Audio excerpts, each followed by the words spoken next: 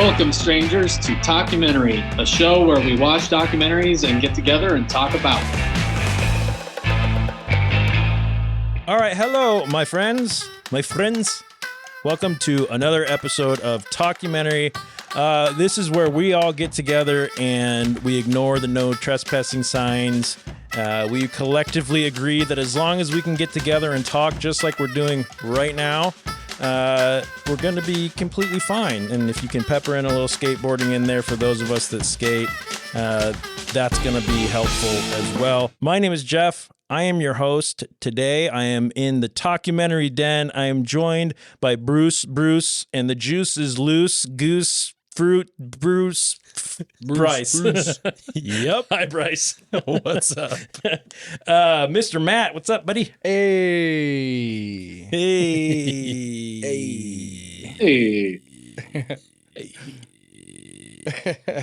And listeners, friends, we are joined this evening over the wonderful invention called the World Wide Web by a very special guest.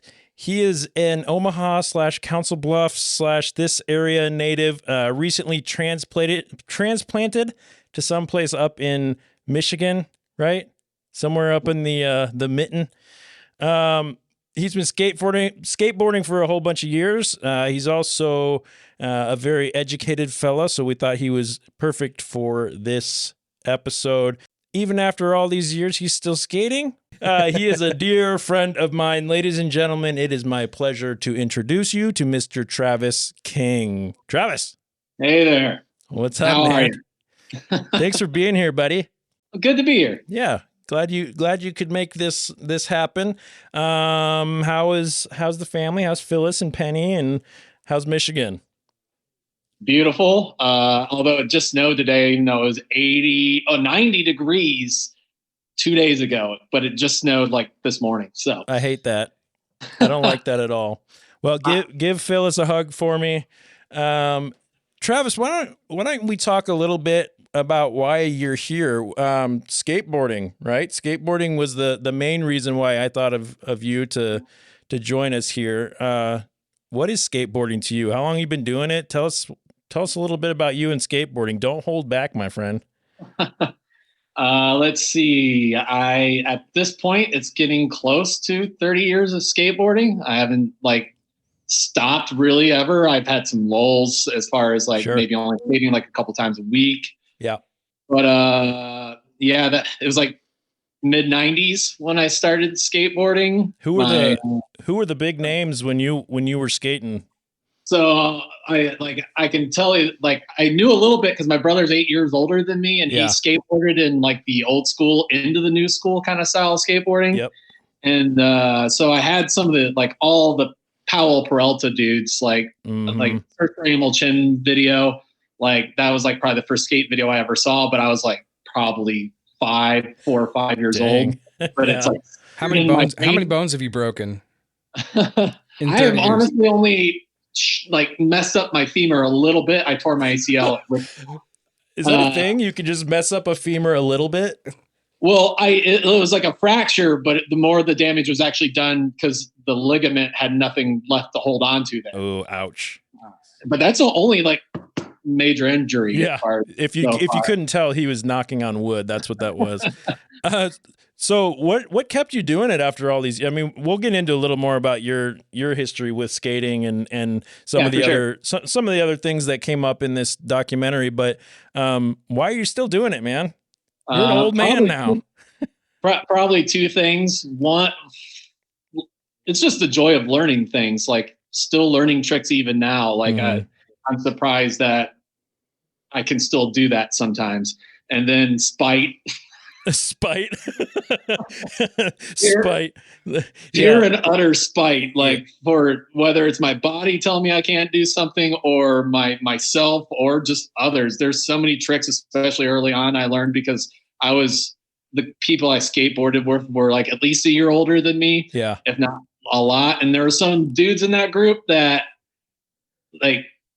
just wanted to be shitheads and kind of haze. And if they told me I couldn't do a trick, I'd have the next day just to be an asshole. Yeah, so you felt like maybe you had something to prove to the older kids kind of deal at the early stages, and then maybe sort of fell in love with it there. Yeah, that's fair. Yeah. So again, this is something we can get into a little bit deeper. If you're comfortable sharing, in this documentary, skateboarding, you know, among other things, was kind of an escape for some of these guys.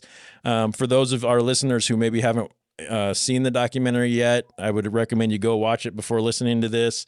But was it an escape for you? Was it a way to get away from stuff, or was it just kind of like, hey, I'm bored and I'm going to go hang out with my friends, or maybe a little bit of both?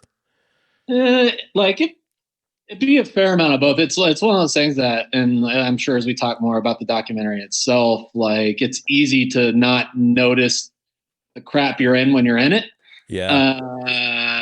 And so obvious, like there's this escapism to it, sure. And, but it's something that distracted me enough from other things that I like, whether that was just basic demands of school or Sure. family life or just any other things that I probably obsessed over as a kid. Yeah.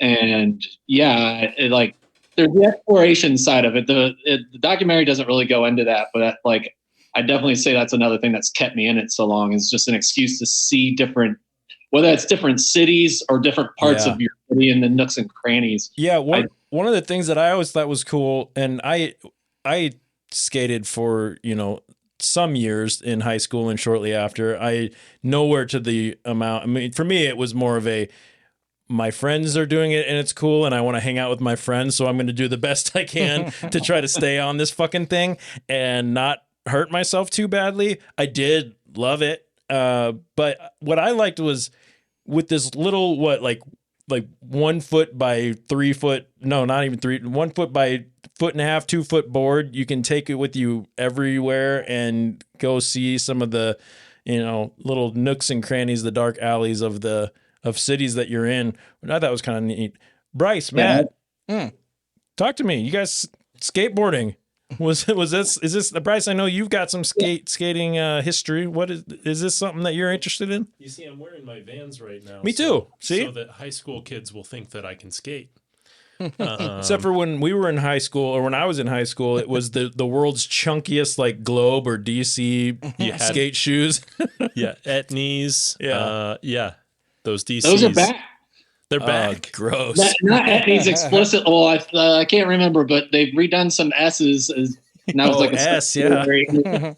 The chunky looks kind of back at the moment. Yeah, and Crocs are a thing too. For skating? Oh, I hope not. But I hope Crocs take over the skate scene. I've seen someone skate in Crocs. You have? I have. Gross. Yes. All right, keep going, Brice. Didn't mean to cut you off there, friend. Yeah, I mean, a lot of my skating experience is from Tony Hawk, Pro Skater 2, obviously. The video game, not the man. Yeah, not the man. Okay, yeah. No, he had nothing to do with it. The best soundtrack of a video game to date, I think. Matt, is this something? Does this appeal to you at all, or did you just get roped into this? I had lots of friends that were skaters, and they did that thing, and that was kind of my crowd hanging out with them. But no, I was the guy that sat on the skateboard and went down the hill. I know. I wasn't good. Fair enough. I wasn't good enough to do the tricks. Yeah. I didn't do many tricks. I could stand on it all right, but that's all right. All right, so we all got together this evening. We roped Mr. King into this for a fun, but kind of in a lot of ways heartbreaking, thought-provoking 93-minute documentary called Minding the Gap. Take one. I'm making this film because I saw myself in your story. I always felt like I didn't fit in with my family. My parents ran this very controlling house. I ran away a lot. Skateboarding is more of a family than my family. Life might be moving too fast. We have to fully grow up, and it's gonna suck. When you're a kid, you just act. And then somewhere along the line, everyone loses that. I knew you had some huge weight on you. Skateboarding meant more to you. It was kind of a life or death thing. I remember hearing screaming coming from your room, and it was like really really unnerving. One of the last things I said to my dad was that I hate you.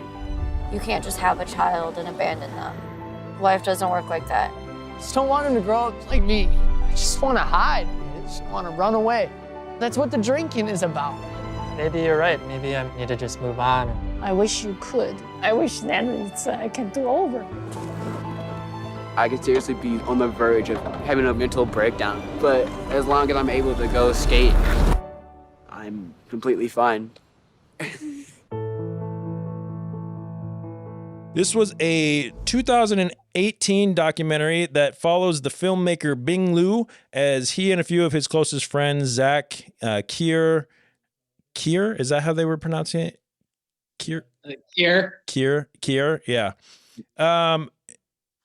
As they bond through skateboarding to escape their volatile family lives and then into their early adult lives as they face adult responsibilities, unexpected revelations, and a whole lot of kind of pain and emotions as they go through life. Let's talk about some accolades.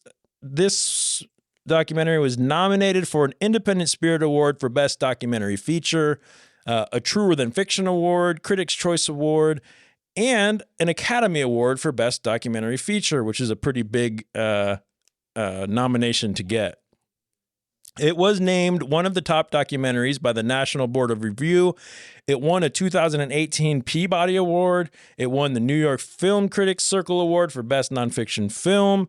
It was certified fresh on Rotten Tomatoes with a 100% tomato meter with 129 reviews and an audience score of 91% with over 500 ratings. Directed, produced, edited, filmed, and starring Bing Liu.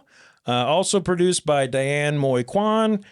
Also starring Kiera Johnson and Zach Mulligan and a whole bunch of other friends of theirs. This film was an ITVS, Cardam Quinn Films, and POV American documentary production, distributed by Hulu and Magnolia Pictures, streamed on Hulu. All right, let's talk about why we chose to watch Minding the Gap this week. Brice, you chose this one. I sure did. You did. Good job. If it sounds like that's news to you, but a lot of things are. Yeah. Why did we watch Minding the Gap this week? Well, because skating is cool. It's always been cool. And if there's a documentary about it, why not watch it?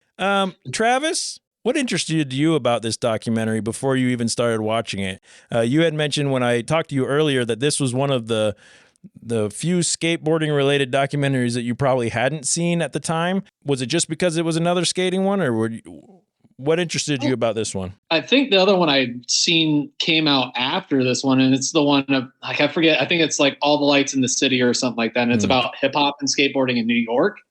Nice. And I think that's Hulu as well. Taking a note and of that. I thought this one was it. When I watched that one about hip hop, and then I realized, no, it's not the same one, but because of Hulu, I think put that out as well. Yeah. But yeah, I knew I'd wanted to see this one because I saw some of the hype around it, and given some of the things that I teach and stuff like that, it had this good intersection between my interest in skateboarding and also socio-political issues as far as that goes.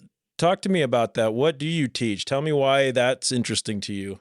I teach American government and public policy at the University of Nebraska. And I also do like research methods as well. And as far as the policy side, it's not just the laws as far as that, but the way things are enforced and the way, how do we achieve our goals that we set out as a collective to do that? And a big question is, are we? What are we doing with these tax funds? What are these laws accomplishing? And so I had a feeling from some of the images I had seen a while ago that would be in this one. Yeah. And it just fell under the radar at the time when it did actually come out. Because I remember seeing it, and when you said it was 2018, I was like, holy, I had definitely fell under the radar for a minute. So yeah. Matt, what about you? This was interesting to you, or did this just because I put it on your list? No, it was very interesting to me. I mean, aside from the skateboarding, which seemed to be a main topic, obviously.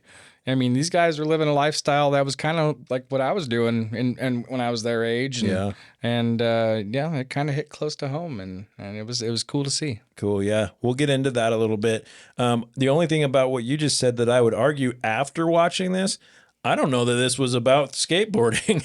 Right. This documentary was very much about, obviously we'll get into it, but about the relationships these kids had, not only with each other and with their families, but with themselves, and sort of the realizations of life and whatnot. And skateboarding was just what grounded them, or at least what the filmmakers decided to make the focal point. Maybe it's kind of what brought them together. But I thought it was I was super interested. The thought that something so, and I put this in air quotes, something so simple, kind of in theory simple, quote unquote, like riding a little board with wheels on it. If you've ever been on a skateboard, it's not simple, but the concept is fairly simple, right? It's not, it's a board on wheels. But it can bring together so many different types of people from different backgrounds and cultures and upbringings and things like that. And kind of create a bond that can only be understood by the people who do it, which is, similar in a lot of ways to people, Travis, like who have played in bands, or people who ride mopeds or motorcycles, which Travis is also a moped guy. So, thoughts on that, Trav? As far as it's interesting because on one hand, I don't think you have to be a skateboarder to get something out of this, but I think Agreed. If you are a skateboarder, you're going to get more than the average person, I would say. Sure. Like, I would add that I think if you're a skateboarder that got into skateboard, are probably at least 20 to 25 years old right now, mm-hmm. There's going to be a lot more that makes a lot more sense in those experiences, just because with skateboarding becoming more popular, you're seeing a lot more people probably from better adjusted families getting into it. I would say. Yeah, and that's an interesting point. I think the sort of it coming from the, I don't know, lack of a better word, but sort of grunge or the maybe not grunge, but the Lords of Dogtown kind of style. That world, whether it's surfers who wanting something to do to then being more accessible in the you bring it into the world of media, like Tony Hawk's games that got so popular, and then TV shows, and all the guys who are on Jackass were skateboarders, or at least a lot of them were, and just inundating that into pop culture, and then making it something where it's not so much it's maybe not as niche as it was at one point. I think that was pretty good. Did we have predictions going into this before we watched it? What were your thoughts? And maybe I'll start. I expected a story of friendship, kind of bonds that kind of all spin around the wheel of a skateboard, because it all kind of goes back to skateboarding. And I was surprised after that prediction, because of the turmoil that was in these kids' lives and the things that they, I guess I didn't expect the focus of this film to not be skateboarding. Does that make sense? Yeah. How hard it can be for some people to grow up was a big point going through this documentary. Was, whether it was Zach with his struggles with alcoholism and things like that, or it was Kier that was dealing with just getting out of the house and going and working and things where it was difficult for him. And then this is another documentary, just like the one we watched called The Work. This was another documentary that had a lot of focus on the fatherhood or the lack thereof, and what kind of role that can play in the life of a young kid. What about you guys? Predictions before you watched it, and did the predictions live up to truth? Trav, we'll start with you. I think I wasn't surprised by what I ended up seeing in it particularly, but there's a lot of raw stories that come out of skateboarding, like as far as that, like if you've heard of the Pappas brothers, check that out. As far as the story of these two brothers, that it's just insane. People are familiar with Bam Margera and some of the trials he's had with fame, but also just other stuff. But then there's people like Terry Kennedy, and there's there's a laundry list of people, and there's some great stories and fascinating stories about these people from skateboarding that aren't just stories of triumph, to say the least. Yeah, and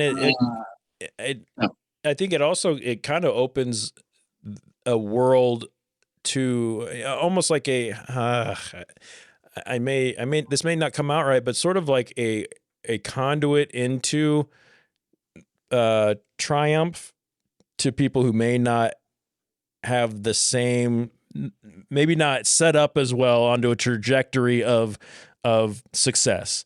Like even Kier in this, we find out, spoiler alert, we find out toward the end that he did go on to be, whether it was a sponsored or pro skater of some sort, and to some success in that world, even though he came up with a broken home with some turmoil in his life and some abuse and trauma and things like that. I think it's always fun when there's whether it's an art form or a extracurricular sport of some sort that sort of gives someone who maybe wasn't set up, either financially, economically, however they were brought up onto a trajectory for success. Matt, any thoughts before going into that? I mean, what was your... I didn't know what to expect. Yeah. I mean, I watched the trailer of it, and it to me looked like it was about to be a documentary focusing on skateboarding. Yeah. That's kind of where I took it. So there was some surprise after you watched it? Yeah, there were a lot of surprises. Yeah. Cool. Brice, anything to add? Yeah. All right, moving on. No, I'm kidding. I mean, no, I got nothing. Yeah, I thought it was going to be, centered around skateboarding, and I thought it was just going to be like, over the course of a year, these kids in high school and going on to college and stuff. But the amount of time that it was filmed, and you can see these kids like growing up from all of the footage, Bing, Bing through throughout the whole thing. I was like, oh my God, this is a lifetime. Yeah. He's work. been working on this since they were real little. Yeah. And I was, that blew my expectations away, just seeing that and how well it played out. Yeah.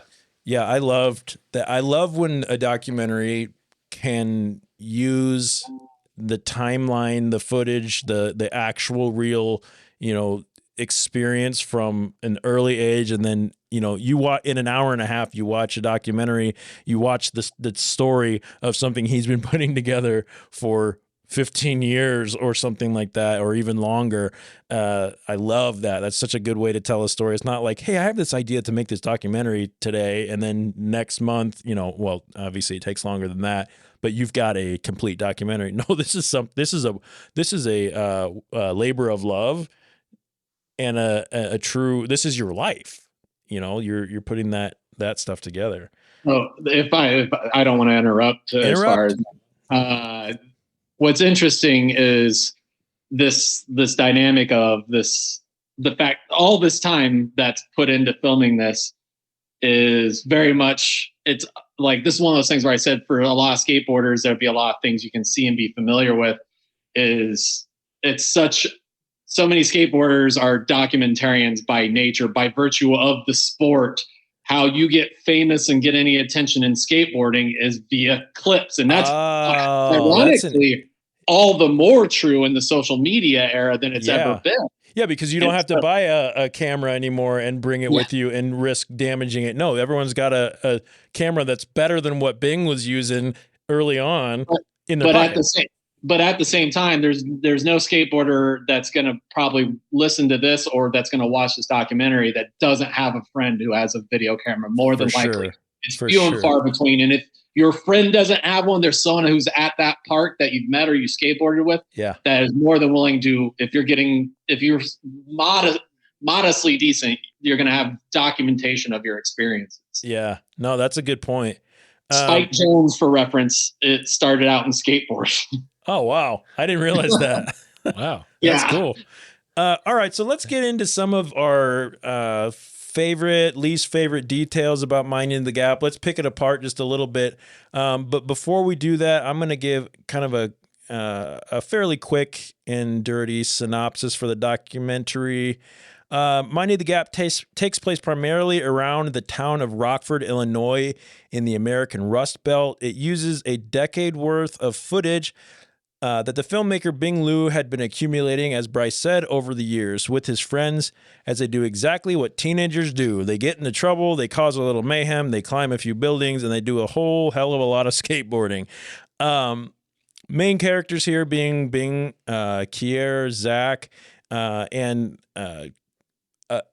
those are the three that are credited often when you're looking up anything. I would argue that Zach's on again, off again lady Nina was just as much a part of this story as anything else, and his son, but she was a big player here too. So they kind of finally reached the age of adulthood, and this documentary shows some of the struggles each person has trying to adapt to those to life.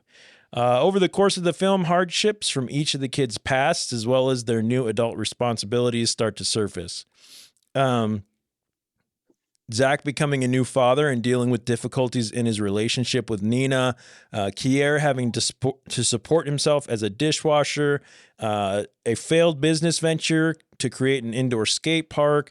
Probably in my opinion, the heaviest sort of underlying facet to this documentary is the reveal that all the boys grew up in what would be considered an abusive home. Kier explains being disciplined by his overly strict father in ways that, as he said, would be called child abuse now. Zach develops what seems like a pretty severe drinking problem throughout this the footage, I guess. He reminisces about getting his ass whooped as a kid and writing it off as something that happened to everyone after his father held him to impossibly high standards. Bing also reveals that his stepfather was a real piece of shit and held him to such high standards and impossible standards, and often resulted in some fairly significant violence in their house. Probably the most gut-wrenching part of this for me was when he confronted his mother. 100%. Yeah, that was difficult for me to watch. It was a heartbreaking scene. Even Nina, again, the fourth main character here, as I said, was Zach's on-again, off-again girlfriend, the mother of his son. She reports a chaotic and distant family that left her feeling secluded and alone often as she grew up. Through the years of hardship that were documented in this film, it does end with some postscript footage revealing that the kids have continued to grow up, I guess. Zach was promoted at work. He's paying child support to Nina, and she has her own apartment with their son, Elliot, pursuing her own career. Kier found a job in Denver and moved away from Illinois, eventually becoming a sponsored skateboarder. Bing was able to give his mother away to a new marriage, which was super sweet. And as we have seen, he has pursued his filmmaking career. He's done a couple different documentaries and films. I don't have them in my notes, so sorry, Bing, if you're listening to this. But still, go check out his stuff. Throughout the film, the one grounding point that keeps coming back is the love and connection to skateboarding. Travis, man, let's start with you. The standout moment, man. Like, let's just dive right in. When if someone were to ask you tomorrow, hey, have you seen Minding the Gap? Okay, actually, let me pause for a second. Why is this called Minding the Gap? What the hell does that mean? Are you asking me specifically or everybody? Sure. Yeah. I'm curious of what others are going to say first. So I want to see what they thought when they heard this. Matt, let's jump to Matt. I have a feeling that Brice might have a good idea about it. Matt, do you know what that means? Because I sure shit I'll didn't. take a wild stab at it, but I think minding the gap means that you're growing through the beginning stages of life. So the gap starts when you're young and when you're older. So you're kind of growing through the big gap in life. Okay, Brice, your thoughts? Well, I mean, there's a term like a gap in skateboarding, but it has nothing to do with that. Okay, because all right, Trav? Skateboarding has always been fashion forward, and where do you find fashion? At the gap. Oh God! So you got to mind the gap. Oh my God! That's all it. right. So fall into the gap. That's Brice's get. Travis, why don't you tell us? I have a feeling that I got nothing to add. Brice nailed it. Okay, fair enough. All right, moving on. My thought is that this probably has a link to what Matt said, and also to what you would consider a gap in skateboarding, and maybe a little bit of play on words where you're, So, Trav, why don't you give the? I don't know how else to say that. Between you and Matt, I think that's where I would have went. Is obviously you have the term a gap, like it's a distance between objects, whether it's like it could be something raised or a pit or something, but you got to clear X amount of distance. Right. To generally on a skateboard, correct? Task on a skateboard. Right. And so that's what we mean when we say a gap. And then the kind of the minding it, like you have this growth side of it. I think there's a lot of gaps that were being played with it.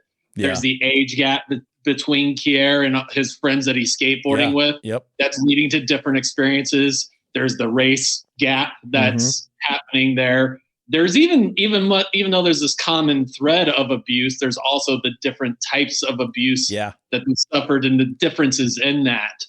And then I think there's also the kind of the gap in personal experience and collective experience, right? And that kind of happening. And so I've all the stuff that I saw, all the clips that I saw on it, make me think that was all part of all the multiple gaps that are kind of being thought of there. Yep. And don't they also say to mind the gap when you get onto like a subway train as well? It's common in England, the tube, and I think there could be an element because that's if you don't mind it, you could get yourself killed. Yeah. Okay. Fair enough. All right. So go ahead. I would like to change my answer slightly. Okay. That maybe the gap is, they're skateboarding, and then what else is happening in between those times they're skateboarding is the gap. That's great. Yeah, I hadn't thought of that. I like that. Yeah, that's a good answer. Because I feel like it always comes back to they find like their peace and like everything when they're skating, and then they Bryce, go back into this tumultuous life. Bryce. Damn it. And then they go down to the gap and they get 50% off. Buy one, get one. The amount successful now. Yeah, the amount of gap between your first answer and your second answer is just astronomical anyway. So, all right, Travis, back to you, my friend. What stood out? Someone says, "Did you watch Mind the Gap?" Which we all know why it's named that now. What's the thing that just pops right into your head? And so why? you had already touched on one of about the three different things I have in mind, and that was obviously like that scene is probably the harshest to watch where Bing confronts his mother. Yeah. That said, I think coming back to kind of the interest that I mentioned, the dueling interest both in skateboarding and just education and teaching about politics and understanding politics and government and policy explicitly is very much the scene where I think they finally really weighed in that they're going to be talking about this like childhood trauma and abuse. Yeah. And then it starts talking about domestic violence and listing domestic violence statistics for Rockford, Illinois, and just the nation in general. Yeah. And all the while they're honing in on a sign that says no skateboarding allowed. Yeah. And talk to me about that. Did you feel like there was an intentional connection between him showing that sign immediately after them saying Rockford was one of the worst, one of the most violent cities? Yeah, if it wasn't intentional, that is the broadest stroke of luck in filmmaking ever, at least from my perspective. But I wouldn't be the first person to read, and it wouldn't be the first time that I've read more meaning into something, but I'm pretty confident on this one. That said, it's like, for me, it was just that juxtaposition. And it was like, because there's a bunch being said in that one. For me, is just the irony of, okay, so we're really worried here about people skateboarding instead of when all these other things. There's a lot of things we should probably be more worried about. Yeah. Like, you have that. And then you also have, like, you're also, not only are you more worried about that, you're also suggesting we take away these escapes from people that are suffering these things. Right. Yeah. And that's the piece that I took the most. I know you mentioned that piece to me when we talked earlier last week, or later last, whatever it was, whenever we talked last. And, that kind of dawned on me was, it's the same kind of concept when people start talking, and we're not going to get into this one, so no one jump at me when I say this, but it's the same concept when you talk about, gun control, right? Is it going to become more violent if you put more gun problems if you start taking more restrictions on it, or the opposite, or when or like cannabis use, right? Do you have more drug problems when you restrict it so much and criminalize it so much versus when you don't? And for that one specifically, you end up, I think it has been shown in a lot of ways that some of that eases up. So that's an interesting way to put it, or way to think about it, I guess. Matt, what about you, man? What's one of your standout moments? Something you loved or hated about this film? Well, I don't know if I have a love or a hate for it, but one thing that came to mind was, throughout the entire movie, there was only one cop car that drove by, didn't stop. And when you think about skateboarding, that doesn't happen. You're always getting harassed by the cops, or at least that's how it's portrayed in the movies. And at least that was my experience with my friends. Yeah. When we were always in places, we weren't supposed to be, the cops were always around. So yeah. Travis, thoughts? Did you take anything about that? I actually didn't notice that. So it's got me curious as far as random related things. I mean, security guards you get hassled by more than anything. Yeah. As an adult, you learn how security and whatnot. Yeah, you learn how to deal with them and have conversations as an adult. As a young kid, you can be a bit of a hothead. That said, I had to spend time in juvie for trespassing for skateboarding a public pool. Hey, nice. Nice. Hey, that's a badge of honor, man.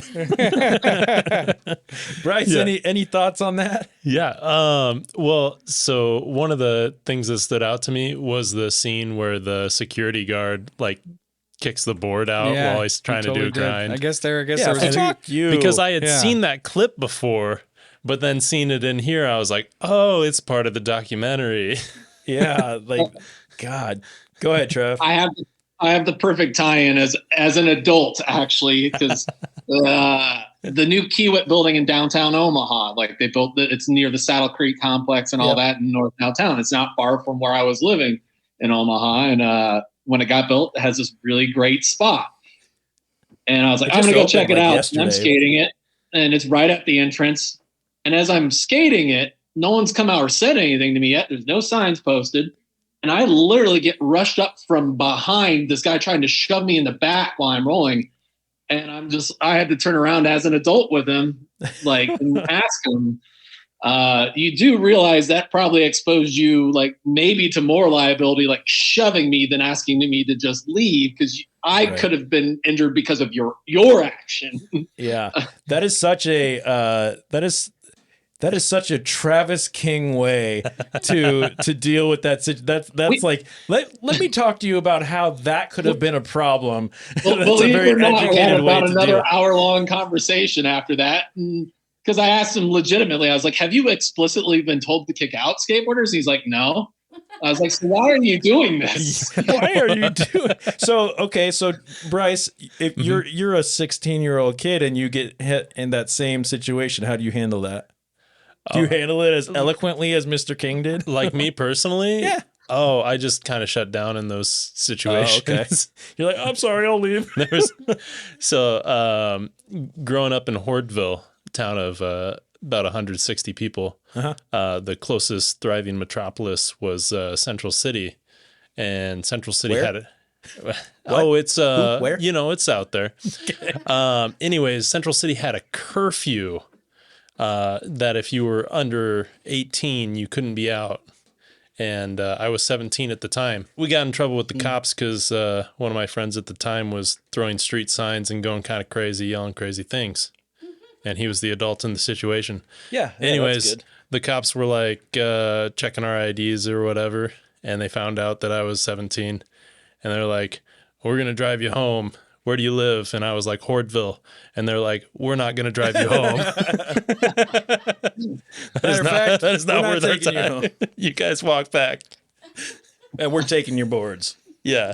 So that was, that as a young man, I just kind of shut down. And then, if the cops, if it's too much for them, they just don't want to deal with it. So that's kind of nice. Yeah. Yeah, I suppose so. So the, in the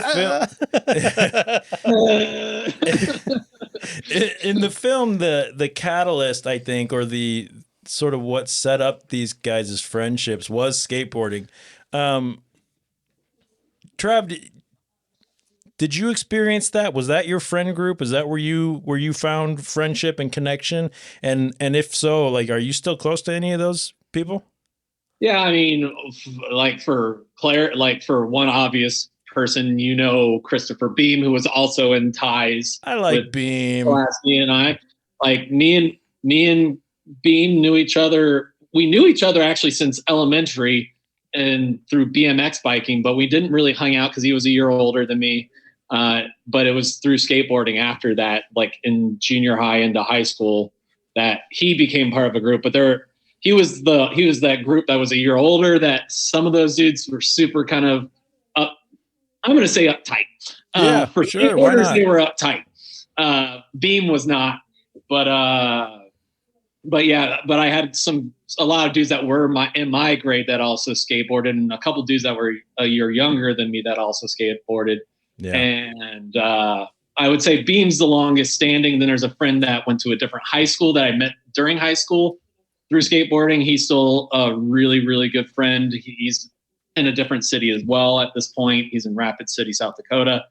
But so these friendships that form, and this is for the guys in the room too. How important is finding that connection? I mean, skateboarding was it for Travis? It sounds like. Matt, what was your connection? Where did you find your people? And how impactful was that in your life? I played a lot of sports. Which sports? Soccer, baseball, basketball. Up until I was about 12 years old, and then I turned into a computer nerd.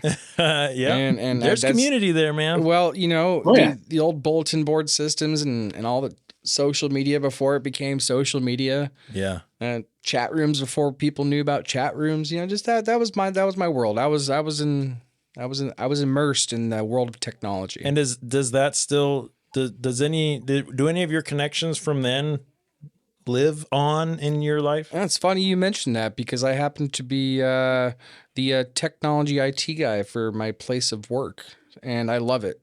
Yeah. But what about I guess specifically the friends, the people that you built? Yeah. So I some of the people that I developed relationships on, especially when I was just learning how to do the things that I know. We still talk today, and some of them, I reach out to every once in a while, and we, we talk about the things because a lot of us are still in the field of technology, and we talk about our careers. Yeah, Brice, what was the catalyst in your life, or is there something? Oh man, I'd say a lot of my like longest term friendships were built around just church from back in the day. Yeah. Which then developed into Halo 2. Yeah. Hell yeah. And then LAN parties. Same thing, right? Church buddy. and Halo 2. Yeah. And then that turned into YouTube videos and then going to college and yeah. And then now paintball. And then them all having kids and growing up, and then now I just play paintball. It's a good time. When do you start that process? I'm just kidding. I've seen enough people do it. It's, you know, it's not rough, for everybody. Yeah. You know, and just to add in to my experience there, because I know everyone's just wanting to know, it was music, playing in bands. And I mean, to this day, the people that I played in bands with are some of the people that I'm the closest to in my life. And I guess the reason I'm asking these questions is because this documentary really, I felt a connection because no matter, so I'll try not to get too tangent here, but no matter how much these guys struggled, they were still, at least in some way, shape, or form, to the way that they were capable of being, still a pillar in each other's lives. And, you know, even Nina and Zach, who were at odds with each other with their relationship, they were still somewhat there for each other throughout. And, you know, I guess I don't know how close they are today, but I can't imagine that a friendship going back that long and being that, you know, I have a very, very close friend of mine that is currently going through some very difficult things with addiction, which have got him into trouble, some domestic violence issues, some incarceration issues. And this is someone who I, for the longest time, and still consider to be a brother of mine. And it is so hard to try to I guess, balance the line of, you know, when we saw Zach going through some of his issues and Bing trying to figure out, how do I confront him about the things that I knew that he, or that I've heard that he did that were wrong, bad to another friend of mine. And where does this become, you know, and there's no right, wrong answer here. This is for everyone to, I think, reflect on themselves, but it just creates such a crazy kind of dichotomy, or you know, just a strange mixture of emotions when you talk about a friendship that is so rooted into who you are, and having to watch somebody go through something or do something you're not okay with, and where, you know, knowing that you can't be okay with something, but then still trying to be a supportive person as well.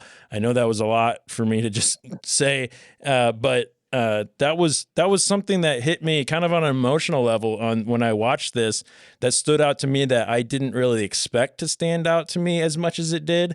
And maybe this was a tiny piece of this film, but that was what kind of hit me the hardest. I think it's a bigger piece than you think might be giving it credit for, because it's I think it connects that part of the personal experience to the collective experience that painted the whole time. Like, as far as that, like, if we can't learn how to communicate those things, how do we expect to improve the situation that he just rambled, like listed all these facts about it in society at large?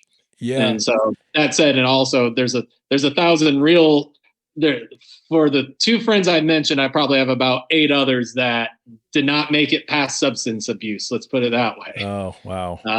Yeah. And that's all related to, these are all people I know through skateboarding. So I hate to get a little personal here, but do it if you're comfortable with that. Yeah, well, not myself necessarily, but, you know, having watched Minding the Gap and seeing what they went through and kind of where the problems of substance abuse began with a lot of these people, was the fact that they didn't have a fatherly figure in their life.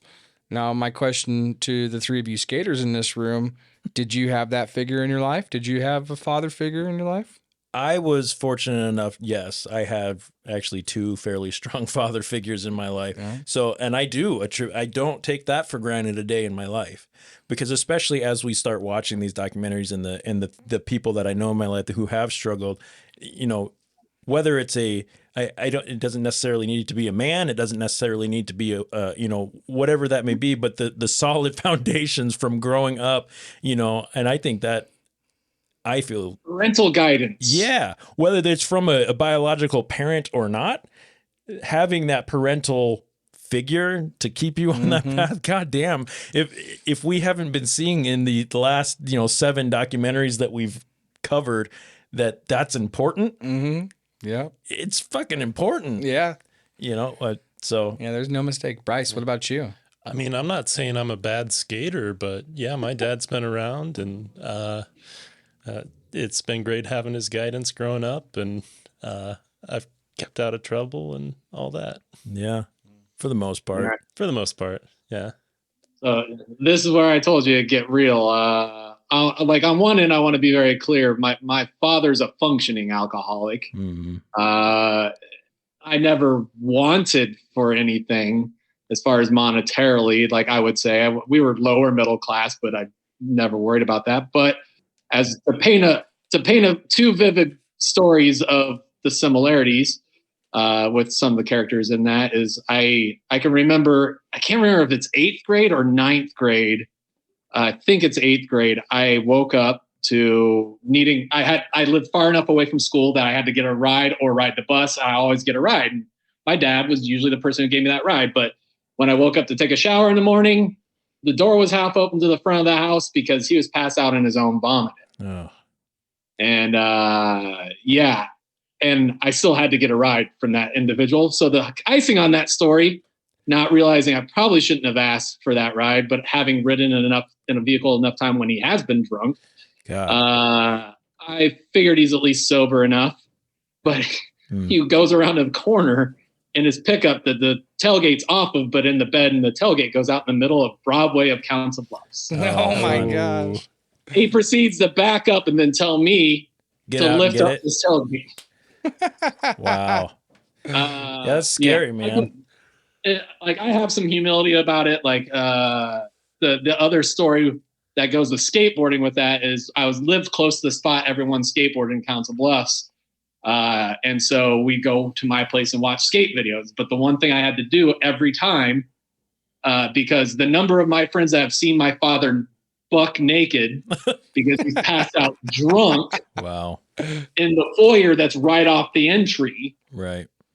Like I had to get in the habit of making sure that door was closed before. And again, yeah, my dad wasn't a physically abusive ever, not at all. Right. Well, my parents absentee, very much so. Yeah. And alcoholism on my dad's side's a lot to do with that. Were they verbally abusive towards each other? Very much so. Yeah. I don't think he was ever physically abusive, but I don't know if I just tuned that stuff out. But yeah. And here's the irony of all this. The last point. Then sorry, Jeff. No, you're good. You're fine.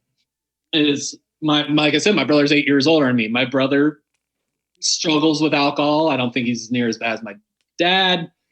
And then you have me. I don't know if I just learned the lessons by watching them, and I just didn't want to deal with their bullshit. I've never drank alcohol in my life. Attaboy. Yep. Attaboy. Skateboarding was the drug. Yeah. Well, that's kind of where I was just about to interject is, skateboarding for these guys, to kind of bring it back to our documentary a little bit. And Travis, thanks for sharing that stuff.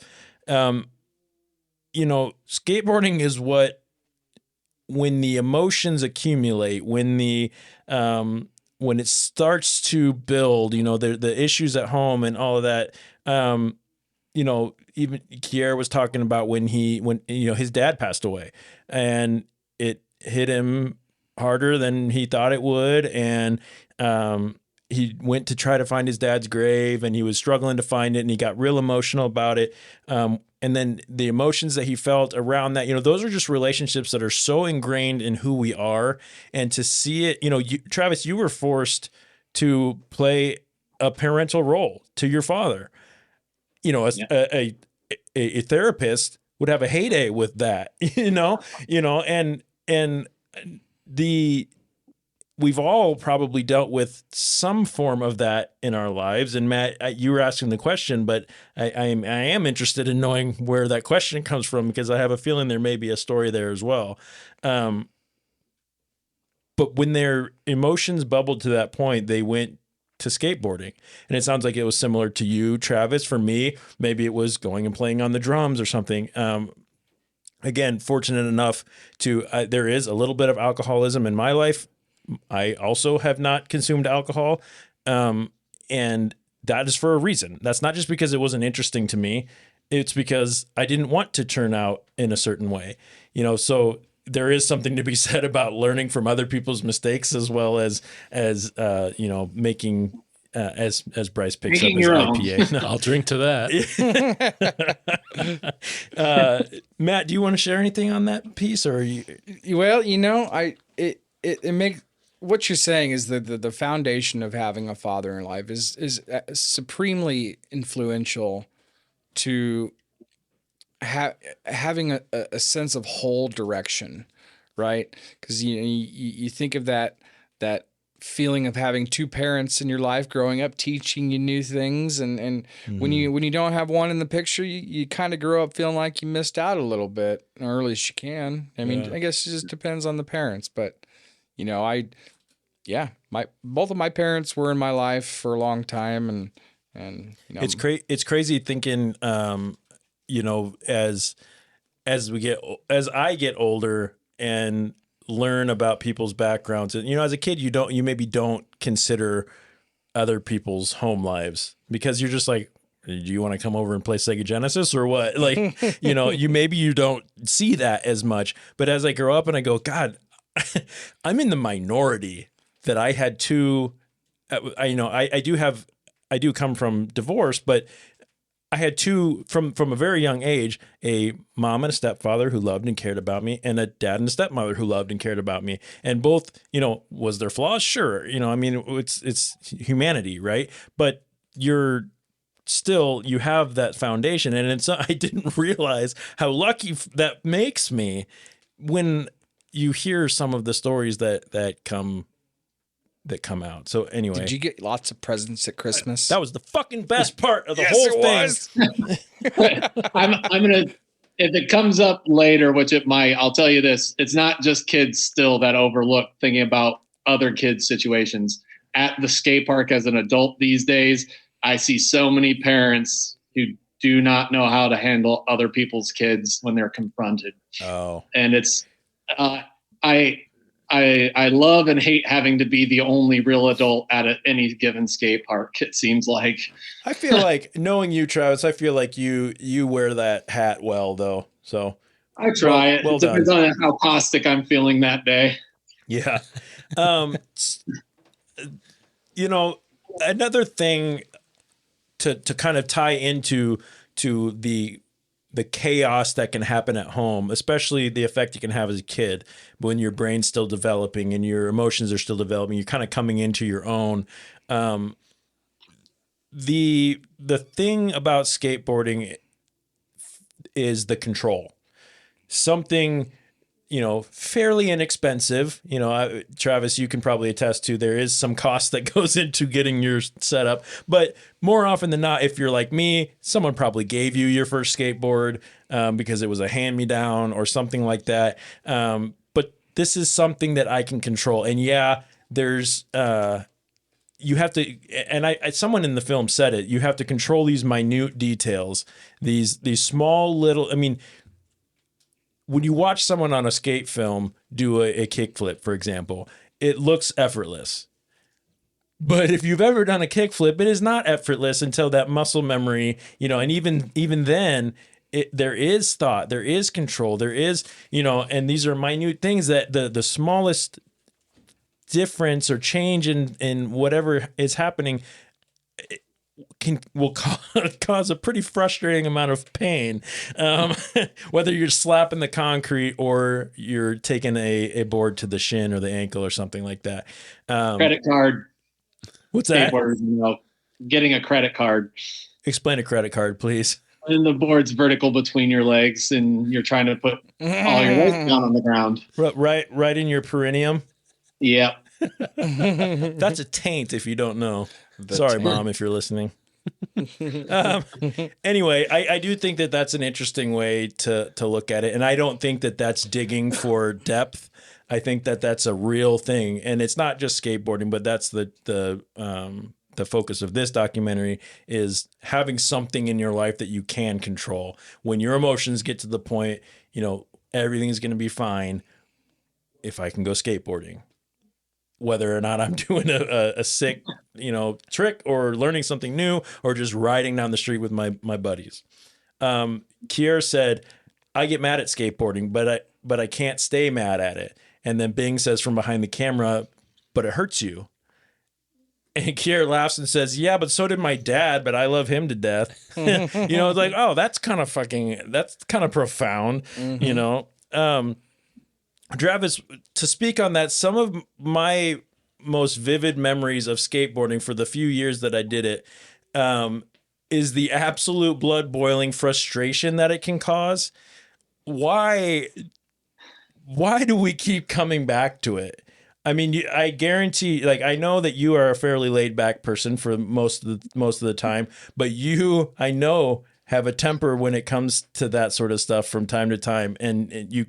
Hopefully, I'm not speaking out of turn by saying that. You're not. It's like, why stick with it despite the pain? Is it spite, like you mentioned earlier? Yeah, is it like, fuck you, I'm getting this? To a certain extent, absolutely. I couldn't deny that. And there's also, I think, an evolution that happens with, I would say I like the science part of my brain doesn't want to say this. The other part of my brain saying, in my experience, most of the skateboarders I know can get really frustrated when they get a trick, regardless of age. Yeah. I think I very much, as I came back to it much heavily, because like I said, I've never stopped, but in the past 3 years, I've been back at it heavy, where I'm probably skating 3 or 4 times a week. Right. And that's for an hour, sometimes 4 hours in a single day. And at this point, I don't really get frustrated. I'm confident enough to know I'm going to learn, I'm going to put in the work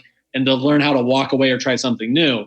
Where when I was younger, that definitely wasn't the case. Yeah, that's a very adult way to handle a situation. Which you start learning that if you get caught up in it, you start putting too much thought, because there is this control, but you overthink things, right? And it takes time to consciously learn that habit. Yeah. And when I was younger, you asked earlier before, or you might have been recording, a favorite trick. Yeah. Well, it was still a kickflip, but there's this particular trick that I have this fundamental memory of that I spent 5 hours trying to kickflip a gap. Yeah. Behind this video store in Council Bluffs, all my friends there. At the 2 hour mark, I think most of them left because they maybe got a different trick or couldn't do anything over it. Or they're tired of watching you fall on your ass. Yeah, and here's the thing is I never really ate ground, but the impact of my feet. I couldn't walk the next day. I didn't ever get the trick that day. The bottoms of my feet were black and blue. I could not fucking walk. And yeah, but I was frustrated that whole time, but I was not going to fucking give up on it. Yeah. I came back a week later when I could walk again and nailed it second try. Yeah, you walk away from it and then it's easier. Yeah. Yeah, enough of that process, you start learning, and it's one of those things that some people develop that way, some people don't, and I've seen my fair share of skateboarders that way. And to link it back to the documentary, it definitely seems like there's some characters that are likely to learn that, some maybe not, and there could be other things that are preventing that. But yeah, it's the spike's the other. I was going to spike that fucking trick until I did. Yeah. Brice, how about you, man? Something I do just in my mind when we're watching documentaries and stuff, it's which character do I relate to most? Oh, that's an interesting. And just right away in this one, I was like, Zach's great. He likes to party. He can't land a skate trick. He's climbing over fences, being like, I didn't see that trespassing sign. Yep. I was like, I relate with this guy so much. He's wearing Hawaiian shirts and bucket hats. Yeah. He's very fashion forward. He must shop at the Gap. Yep. He minds the Gap all day. And then as it progresses, I'm just like, Oh. No. Zach, no. No, don't do I that. know a Don't lot do of dudes like Zach. I'm Yeah, going to say yeah. that in skateboarding. Yeah. So that's interesting. My next note is kind of Zach and Nina's relationship specifically. And that's, I think, was the, I hate to put it this way, and I think the baby's name was Elliot. Elliot, if you're listening, this was not your fault. You have nothing to do with this, but that was kind of the moment that Zach's life, I think, kind of, I don't want to say started rolling downhill, to use a skating term, I guess, but it was, it's really obviously what brought their relationship to some, what's the word? Just, I don't know. It started to kind of fall apart, I guess. Like you said, he was a partier. I was a little impressed with him right at first when they had the kid, because I'm like, oh, he's stepping up, and Nina's going and kind of being in her party phase, and he's sort of, he's not happy about it, but he's like, I'm gonna take care of the kid the best I can. I loved seeing him take his kid to the skate park and like roll him around on the skateboard and hand him off to some of the other guys while he went and did a trick. Like that's a really cool bonding moment for kids and all that. But, then as you mentioned, it slips into sort of Nina being an absentee parent and accusations that Zach had been abusing Nina. She left him. They got back together. She left him again. She went and lived with her aunt and uncle. He eventually, it was kind of where she went and filed for child support. He gets pretty deep into alcoholism. That was pretty tough to watch. Toward the end, they sort of alluded to maybe he started to get his shit together. It's hard to know. They don't really go too deep into that. But I agree. Zach's progression was the hardest to watch for sure. Being behind the camera, was sort of an observer, with the exception of the times where he came in and was vulnerable with his mother and talking about his stepfather and all that. Kier was sort of the innocent one of, maybe not innocent, but he had a very innocent spirit about him. How, he very much broke the mold of what it seemed like his family expected him to behave like, being the only black kid in the crew, where he was, they showed part of where his family was saying, and he talked about, you've got a lot of white friends, but don't forget that you're black. He's like, he made it sound like, I'm not planning on forgetting that. I'm not sure what you mean by that, but I think I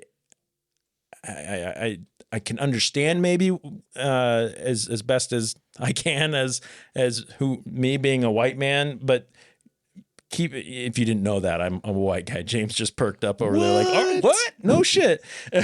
but the who told you? Yeah, you can hear it in my voice. Anyway, there was he sort of broke the mold where none of his other family members or anything were going that path, and he was skateboarding and so that was kind of fun to watch. But Zach was the tough one. Zach was the difficult one to watch. So I took that over. So I'm sorry, Brice, you were talking and I hijacked your train. So anything else you want to add on that? Yeah, when they were out of power and his apartment was full of shit, that was scary. That was just like the ultimate downfall there. And then it turns out like he was in Milwaukee or something at the time, living with some girl that bought him a ticket. Yeah, she was a nut, wasn't she? But apparently she went and he's still living with her as of the end of that thing. So that's cool, I guess. I think that was a different girl. No, Sam. Was that? Yeah. Oh, no, because he went to Denver at some point. And then was that Sam the whole time? The way my notes are written, that was Sam the whole time. Well, sorry, I don't want to interrupt. Sorry. Travis, you better Travis. interrupt, sir. I was going to say, there's 2 points there. First, it seems like Denver is a very common destination for skateboarders in the Midwest. I think it has to do with a lot of the sunlight. So I moved to Denver for a hot minute at one point in my time for snowboarding and skateboarding explicitly. So it's interesting that's when I saw that, it was fascinating. It's year-round board sports, yeah. But the thing I was going to say, as far as like I would say my particular, if I was going to gripe about the movie, about the documentary, like I get narrative wise and the themes that they're presenting and how the editing was with the timelines, the bouncing back and forth. At the same time, I do think it introduced some confusion. If there could have been something that could have made that a little more cohesive for me. And like, so I honestly, I can't vouch for either of your positions on what happened with what lady for Zach. Okay. Maybe that's intentional. Yeah, it might be. Travis, anything else about the documentary you wanna unpack? The last thing, and it comes back, we alluded to it in the title, and in a sense, we all like. There's been other spots that have been touching on it. You overtaking Brice here recently was related to it, and usually that's your job.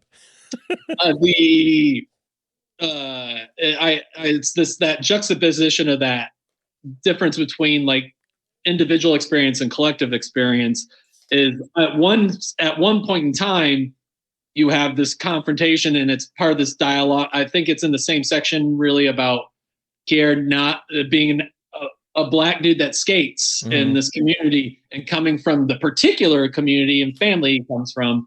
And there's this point where they're talking about dealing with cops and stuff like that. Oh, yeah. And his friends, and because here's the filmmaker choosing to include this line where one friend's saying like, I get it. And the other friend's like, how can you get him being a black man? Right. Like effectively. Yeah. But then at the same time, so you have them saying that, calling attention like, okay, can you or can't you understand this position? Right. And it's like, and then later you also at the same time have Bing saying, when he talks about why he chose to make this film, and he says, I saw a lot of myself in your story. And so on one end, he is saying at certain points, we can kind of pull from each other's experiences and we can understand maybe a little of the collective experience, but at the same time, it's going to be this very individual thing. And I like that choice. Like at first I saw the choice of him including that interaction with his two white friends that also skateboarded that were younger nonetheless. They weren't hanging out with Zach and Bing in that time, although Bing was filming obviously. I was like, oh, it's this big, more social commentary is the entire focus. And he's going to say, we have to pay attention to a larger issue. But then he comes back later to ground it in the fact that there are still things we can learn from each other, even if that is not the case. Yeah. And that's kind of a good sort of segue into the next piece. But I do want to say that I did appreciate, or I did think it was an interesting thing when,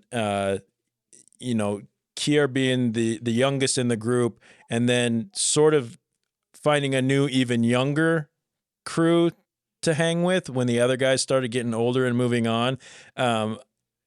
Almost, it felt to me like almost trying to hang on to the youth, but then it showed the new generation of youth in skateboarding where they didn't maybe come from the same things that these guys did. And it reminded me of like sort of the old guy at the hardcore shows. You knew I was going there, didn't you? It was like sort of wanting to stay involved there, but also looking at the younger kids and going, God, was I ever really like that? That's at least kind of the thing I took for it. The one of the things, and this was actually in the movie poster, and it was a something written with Sharpie on a skateboard that said, "This device cures heartache," which I thought was such a cool way to encapsulate what this film was. It is the thing that we are using and focusing on to I don't want to say cure, even though it said cure, but to address the pain in our lives. We are focused. We are revolving around this or gathering around it like it's a campfire and we're warming our hands on it. It's the thing that we're using to get through the difficulties that we're going through. I think that was a really ironic shot because he had just broke the skateboard and was kind of pissed about it. Yeah, I didn't even put that together in my head. You're right. He did. I like writing phrases on skateboards like that is a very common tradition. It's one I never really got into as much as I was in bands and like phrases. Like you'll see part of the homage. There's this machine kills fascists. Yeah. Like there's a play there as well. And that many a skateboarder will know it. So I kind of want to know, was that what, and I feel that my gut instinct is to say that seeing the quality of skateboarding that was in the video, because they were all really decent skateboarders. Yeah, they were. And like, especially if they're getting shop sponsorship, stuff like that. Mm-hmm. They don't strike me anyone as being inauthentic. So it's cool that that's something that they did stumble upon. It wasn't staged, right? Yeah. I really don't think so. So I would agree with that. All right, so credits roll. How do we feel? What's the overarching feeling once you see that this is finally over? Matt, let's start with you, man. What was your feeling once the credits roll? Well, I mean, just like any other documentary, I always want to know more, right? Uh-huh. But the bottom line is that you really need a good foundation to really avoid some of the things that you go through, like alcohol abuse and a good education, people to lean on and there's always going to be a vice that you use to redirect your mind and your ways of thinking and no, it's what was your feeling though? Like were you like, oh good, this thing's over, or shit, I'm glad things turned out like that? What was my personally feeling, what was your feel? I mean, my feeling is that, I mean, these guys were doing a lot of things that I was doing when I was growing up and experienced a lot of the things that I experienced. And, it just kind of reminded me of my friend group and it was kind of nice to see, especially when at the beginning, people playing outside, doing the things that I did when I was that age, experiencing life and then partying a little too. Well, of course. And then, you get to the point in your life where it becomes a little more complicated, and then, you evolve into a parent and that's just things change. And, there are a lot of situations you cannot control, but you're forced to learn from. I have in my notes here, I intended to talk to you a little bit specifically about parenthood and whatnot, but we are kind of running a little bit long, so I did skip it. So sorry, Matt. Maybe we'll do one sometime where we get into that a little bit more. Okay. Brice, how about you, man? How did how'd you feel, man? How'd I feel? So credits roll, and I'm just like, wow, that was really insightful in the sense that I got to know these guys. Because for how long it had been filmed, and you get to see them grow into these new characters. Yeah. Even though they're just playing themselves. And it's like, I know I said I felt like, I felt closest to Zach in the beginning. And then towards the end, it's like, he's going to be okay. Yeah. I sure hope so. Yeah, I hope so too. Yeah. And it's like, you type in minding the gap, and then one of the first responses, what happened to Zach? Where's he at now? Oh yeah. People are wondering. Yeah. Yeah. Did you find anything, or did you not look into it really? The last thing I read, he was working for his dad's construction company. He's like a roofing foreman, and he's still with Sam. Okay. So after all that, trying to get his GED, get out of roofing and all that, he's still doing roofing, huh? That last I read, I hope that that's the going well for never him. lied to me. So yeah, the internet's a very reliable source. Travis, credits Bob roll. Dole made the internets. Bob Dole. Travis, how you feeling, man? After you watch this? In all honesty, I don't know how I dodged so many bullets in my life. Yeah, that's fair, man. And especially because I've seen a lot of similar stuff happen with a lot of friends. The one close friend during high school and junior high that was my age, that was my core friend through skateboarding. He is father was abusive, hated me for some reason, even though I didn't drink and I was a good student. Probably why. Hated me and was clearly abusive towards them. And unfortunately, he got into bad drugs. And like last I checked with his younger brother, lives on the streets. His younger brother did get into some bad stuff, and their mother committed suicide. Like I'm not even like seeing that. And like, that's my friend. And that's only one, like I said, I've got multiple friends through skateboarding that I've lost. And on one hand, I think having the absentee parent as opposed to the abusive parent, like physically abusive parent, was probably maybe better off because I had to be I had to be an adult earlier. Yeah, for sure. Yeah. So for me, what I was hit with was kind of nostalgia. So they did a really good job. They started the documentary with these kids rolling down a street. Just, they weren't doing a lot of flip tricks. They weren't doing a lot of that. I don't know what the terminology for that is, but just kind of cruising, and just taking the curbs and, maybe manualing for a little while, that to me, if I could do that well, because I know that that's harder to actually do than what it looks, that would be, I mean, it looks so relaxing, which to me, I wouldn't be, because I'd fall and I'd never get back up again, because I'm a big awkward giant. But nostalgia was what my feeling was. I just felt like, whether it was the music choice or the way they filmed it toward the end, with the post-credit scenes, it was like you start to just kind of feel a like Brice mentioned, you kind of I don't want to say you become friends with them, but you kind of feel like these guys now. And so I don't know. That was sort of my feeling. You want them to be like, you can see that they can still enjoy things. You want them to be all right. Yeah, for sure. Right. I'm invested in your well-being now, and I want you to do well. Because if they're all right, maybe things will work out. Like generally, if you can do it, so can I. Made me think about that. Yep, for sure. All right, so let's talk about ratings. I think we could probably do a 2-part episode on this one, because I think there's a lot of things that we didn't really dig into as much as we could have, but for the sake of time and energy, let's. I told you to tell me to shut up. No, man, you're doing just fine. All right, so let's talk about ratings, though. So on this show, if you haven't listened, we rate our documentaries with an official Talkumentary rating. Each crew member scores the documentary on a scale of 1 to 10 items, with 1 being as bad as Zach saying, "But bitches need to get slapped sometimes."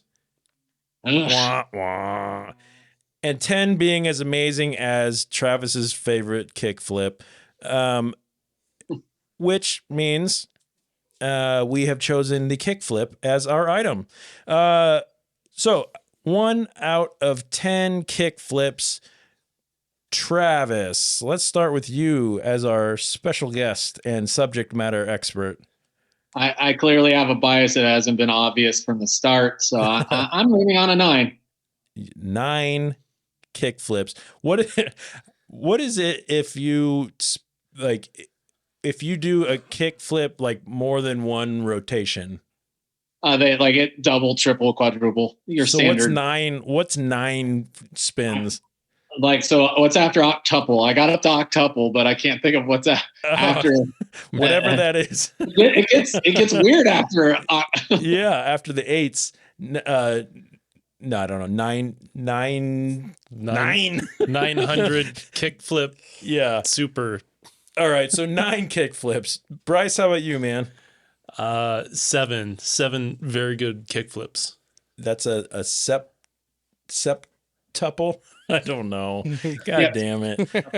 Matt, how many kickflips? I gave it an 8, which is exactly 8 more than kickflips than I can actually do in real life. Hell yeah. I also gave it an octuple kickflip, which means the average, so the official Talkumentary rating for Minding the Gap is 8 kickflips. Very, very special thank you to Travis King for joining us tonight. We talked about talked about this really fun documentary. Brice, Matt, as always, thanks for your friendship and your conversation. I want all of you to know, James included, sitting over there in the quiet chair. I would totally disregard a no trespassing sign and climb to the top of a tall building for the perfect skate spot with any of you. What if the building was too tall and there was just a great parking garage next to it? I'd climb it if you needed me to climb with you. You wouldn't get tired halfway up and just go for the parking garage? No, I wouldn't do that. Nope. All right, so let's see. Next week, we are going to be watching a documentary in celebration of Juneteenth. We will be discussing the fun yet poignant documentary titled, Is That Black Enough For You? This 2022 documentary examines the history, craft, and legacy of African American cinema with a focus on the films released in the 1970s. Have any of you guys seen Is That Black Enough For You yet? Trav? Nope. You need to check that one out. You guys seen it? Nope. Yeah. Not yet. I watched the trailer for it and it looks freaking fun. So I'm excited to get into that one.